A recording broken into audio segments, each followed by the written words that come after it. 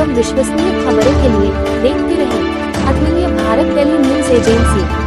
नमस्कार, आप देख रहे हैं तुल्य भारत डेली न्यूज एजेंसी और मैं हूं हेमलता नामदेव। रविवार को उप मुख्यमंत्री विजय शर्मा ने मध्य प्रदेश के अमरकंटक में नर्मदा मैया और जलेश्वर महादेव मंदिर में की पूजा अर्चना और छत्तीसगढ़ के समृद्धि और खुशहाली के लिए की प्रार्थना, जिसके पश्चात मृत्युंजय आश्रम पहुंचकर कांवड़ियों की सेवा और अपने हाथों से भोजन प्रसाद परोसा एवं सभी के साथ मुलाकात भी हुई एवं सभी के हालचाल जाना। श्री शर्मा ने स्वयं ही कांवड़ियों के साथ बैठकर भोजन किया। तत्पश्चात उन्होंने मृत्युंजय आश्रम में कांवड़ियों के लिए की गई व्यवस्थाओं का निरीक्षण किया और कवर्धा से अमरकंटक लगभग 180 किलोमीटर की दूरियों के बीच कांवड़ियों के कठिनाइयों से रूबरू भी हुए। उन्होंने कांवड़ियों की सुरक्षा के लिए किए जा रहे पेट्रोलिंग, स्वास्थ्य सुविधाएं एवं मेडिकल टीम और उनके ठहरने की व्यवस्था के बारे में विस्तृत जानकारी भी ली। उल्लेखनीय है कि उप मुख्यमंत्री विजय शर्मा के निर्देश पर अमरकंटक से भोरमदेव मंदिर तक 150 किलोमीटर की लंबी कांवड़ यात्रा को सुगम और सुरक्षित बनाने के लिए विशेष इंतजाम किए हैं, ताकि भक्तगणों को यात्रा के दौरान किसी भी प्रकार की दिक्कत ना हो। जिसके बाद श्री शर्मा मीडिया से मुखातिब हुए। आइए जानते हैं क्या कुछ कहा। उप मुख्यमंत्री के नाते इस महादेव से प्रार्थना की है, जल अभिषेक किया है, क्या मांगा है प्रदेश के लिए? अरे भैया, वो उप मुख्यमंत्री के नाते नहीं, मैं कांवरिया के नाते यहाँ आया हूँ। और जलेश्वर महादेव जी पुराण उक्त हैं, पुराण माने पौराणिक प्रतिष्ठा है। ये पूरा क्षेत्र भगवान शंकर का क्षेत्र माना जाता है और ये मेरा सौभाग्य है कि मैं यहाँ आ सका, भगवान के चरणों में की झूल सिर पे लगा सका, इस क्षेत्र में रह सका, नर्मदा मैया की अर्चना कर सका, मेरा सौभाग्य है। क्या मांगा है प्रदेश की खुशहाली की? ईश्वर सबका कल्याण करते ही है। छत्तीसगढ़, मध्य प्रदेश दोनों की जनता प्रसन्न रहे, सुखी रहे, राष्ट्रवादी रहे, सनातनी मान बिंदुओं की स्थापना हो, प्रार्थना की है मैंने मां नर्मदा से भी, भगवान शिव से भी। पूर्व मुख्यमंत्री भूपेश बघेल ने कहा है कि महेश गागड़ा के रिश्तेदारों का नाम नक्सली सांठगांठ में आया है, क्या कार्रवाई होगी? वो चिंता न करें, वो ये देखें कि और किसका नाम आया है। जिसका भी नाम होगा तगड़ी कार्रवाई की जाएगी। दंतेवाड़ा के 4 पत्रकारों को गांजा तस्करी के आरोप लगाया गया है आंध्र प्रदेश की पुलिस में, जबकि वो रेत माफिया को पकड़ने गए थे। क्या देखते हैं किस नजरिए? जांच का विषय है। मैं सोचता हूँ कि पत्रकारों के साथ अगर ऐसा है तो बिल्कुल गलत हुआ है।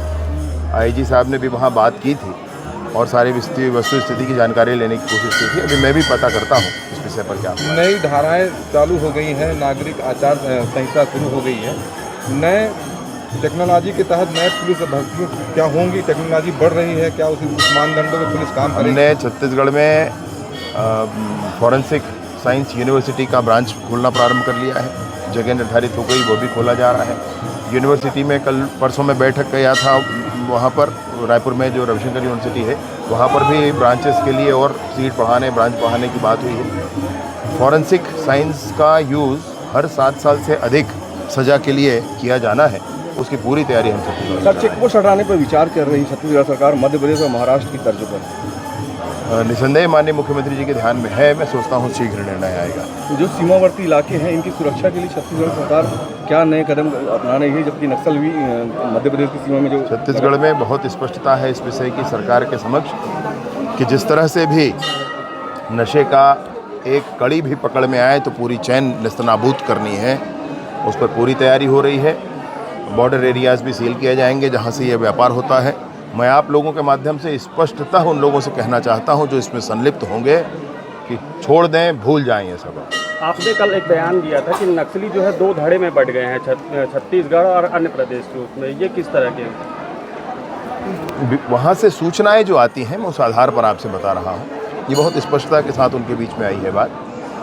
जब स्थानीय लोग उनके आईडी ब्लास्ट से मारे जा रहे हैं, वो अपाहिज हो जा रहे हैं, आपको आश्चर्य होगा कि किसी युद्ध का में मरने वालों की संख्या आप निकालेंगे, उससे ज़्यादा संख्या निकलेगी जन अदालत लगाकर लोगों को मार दिया।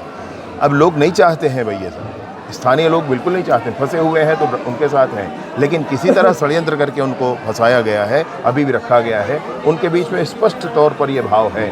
उसी भाव का परिणाम है कि उन्होंने अभी एक पत्र निकालकर जो आईडी ब्लास्ट में मृत्यु हुई थी उसमें खेद व्यक्त किया है, उसी का परिणाम है। उन्होंने कहा कि हमारे लोग मर रहे हैं और आप लोग ऐसा कर रहे हैं, सब बाहर के लोग आकर के वहाँ नेता बने फिर रहे हैं।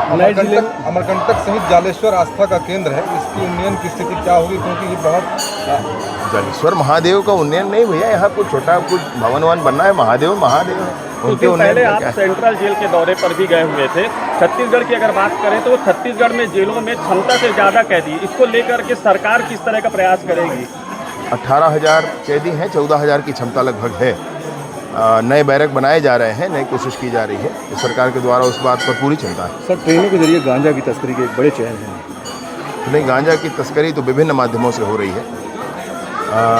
बड़ी कार्यवाही माननीय मुख्यमंत्री जी के निर्देश में छत्तीसगढ़ में होगी। पुलिस की साप्ताहिक छुट्टी जो है अपने जिले में नहीं लागू है, यहाँ पर छुट्टी नहीं मिल रही पुलिस वालों को साप्ताहिक छुट्टी का अर्थ ये है कि कुल संख्या किसी थाने में बटे 7 इतने लोगों को नहीं रहना, लगभग उतने ही और नहीं रहते हैं, इसलिए थोड़ी उसमें दिक्कत आती है। नई भर्तियां 7,000 लोगों की लगभग हो रही है, उसके बाद मैं सोचता हूं कि और नॉर्मलाइज होगा। गौरेला पेंड्रा मरवाही में नवीन थाने खोलने की जो है सरकार के द्वारा, पिछली सरकार के द्वारा पहल की गई थी, जिसका प्रस्ताव भी शासन को भेजा गया था। अभी तक वो थाने नहीं बन पाए, जबकि इसके पहले जो बाद में जो थाने जो घोषणा हुई थी उनको पहले खोल दिया गया।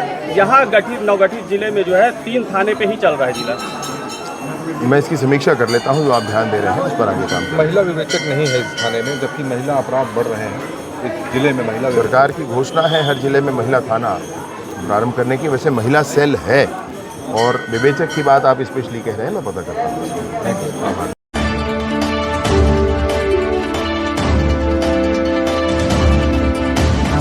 ताज़ा एवं विश्वसनीय खबरों के लिए देखते रहें अतुल्य भारत टेली न्यूज़ एजेंसी।